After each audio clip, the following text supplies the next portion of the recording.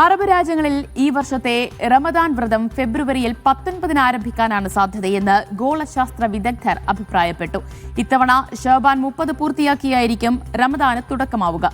13 മണിക്കൂറിൽ കൂടുതലായിരിക്കും ആദ്യ ദിവസങ്ങളിലെ വ്രതാനുഷ്ഠാന സമയമെന്നും ഗോളശാസ്ത്ര വിദഗ്ധർ പറഞ്ഞു.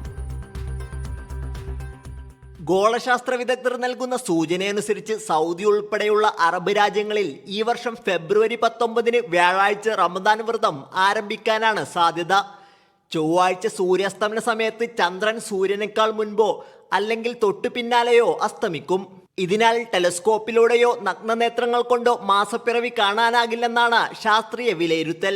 അറബ് ഇസ്ലാമിക രാജ്യങ്ങളിലെവിടെയും ചൊവ്വാഴ്ച ചന്ദ്രനെ കാണാൻ സാധിക്കാത്ത സാഹചര്യത്തിൽ ബുധനാഴ്ച ശഅബാൻ 30 പൂർത്തിയാക്കി വ്യാഴാഴ്ച റമദാൻ 1 ആകും. മാർച്ച് 20 ഈദുൽ ഫിത്തർ ആഘോഷിക്കാനാണ് സാധ്യതയെന്നും ഗോളശാസ്ത്ര വിദഗ്ധർ പറയുന്നു.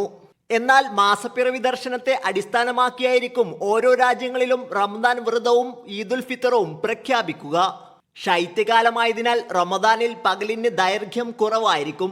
അതിനാൽ മുൻവർഷങ്ങളെ അപേക്ഷിച്ച് റമദാനിൽ വ്രതത്തിനും ദൈർഘ്യം കുറവാകും.